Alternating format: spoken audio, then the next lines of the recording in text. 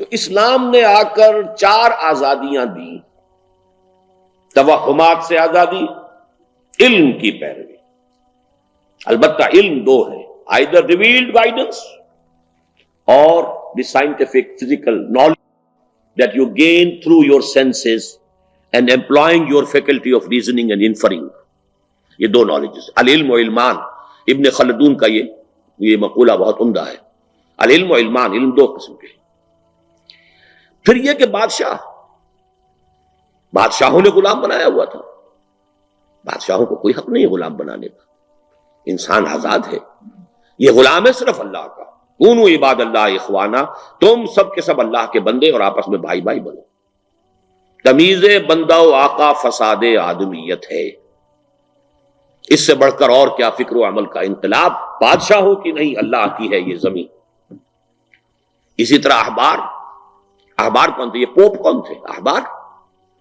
جو وہ کہہ دیں کہ جائز ہے وہ جائز ماننا پڑے گا، جو وہ کہہ دیں کہ حرام ہے وہ حرام ماننا پڑے گا. تو غلام ہو گیا انسان. Pope used to rule by decrees. جیسے ہمارے ہاں آج کل کہا جا رہا ہے کہ ساری حکومت جو ہے وہ آرڈیننسوں پر چل رہی ہے. بڑا پیارا جملہ کہا ہے حافظ حسین احمد صاحب نے پچھلے دنوں. کسی ایوان صدر جو ہے وہ آرڈیننس ڈپو بن گیا ہے. وہ آرڈیننس جو ہے وہ اسلحہ والا ہوا، یہاں آرڈیننس. تو بہرحال لفظی جو ہے ان کے اندر میں نے دیکھا ہے یہ ہی از اے ویٹی پرسن. تو الفاظ کا وہ اچھا یہ کھیل لیتے ہیں کہ اب یہ ایوان صدر جو ہے آج کل آرڈیننس ڈپو بن گیا. روز جو ہے آرڈیننس چلے آ رہے ہیں، اس لیے کہ پارلیمنٹ میں آ کر کوئی قانون پاس کرانے کی تو ہمت ہے نہیں گورنمنٹ کے اندر. تو ڈیکری جو تھی یہی تھا پوپ کا. پوپ جس چیز کو چاہے جائز قرار دے دے، جس چیز کو چاہے ناجائز قرار دے. نام کے مسلمانوں میں بھی ایک پوپ ہیں، اس لیے کہ اسماعیلی بھی اپنے آپ کو مسلمان کہتے ہیں، لیکن ان کے ہاں بھی پوپ ہے. ان کا حاضر امام جس چیز کو چاہے حرام قرار دے سکتا ہے اور قرآن کی جس حرام کردہ شے کو چاہے حلال قرار دے سکتا ہے. He has all the authority. He is معصوم، infallible امام. He has all the authority. اچھا، اس سے نجات دلائی رہبان سے.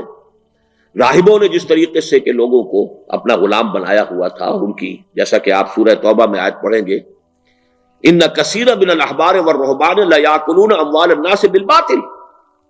یہ احبار اور رہبان، راہب اور یہ علماء، یہ لوگوں کا مال ہڑپ کرتے ہیں ناجائز طریقے سے. ہماری خدمت میں نذرانے لاؤ. یہ جو یہاں پہ بزرگ دفن ہے، ایک کا سجادہ نشین میں ہوں. یہاں پہ لا کے چادر چڑھاؤ، یہاں نذرانہ پیش کرو، ان کی سفارش ہوگی، بیڑا پار ہو جائے گا. یہی تو غلامیت تھی نا. نصف لی و نصف لک وہذا قوم جاہلون.